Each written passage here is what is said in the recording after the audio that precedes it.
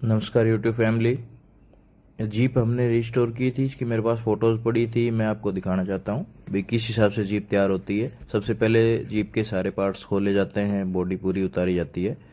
उसके बाद मैकेनिकल काम होता है। मैकेनिकल काम होने के बाद जीप के हर एक पार्ट का रंग बिल्कुल उतारा जाता है, क्लीन किया जाता है। उसके बाद अस्तर वगैरह लगते हैं, फिर पुट्टी फिलअप होता है।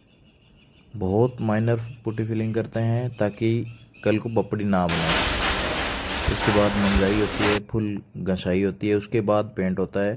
तो देखिए कितना ज़बरदस्त लुक आता है।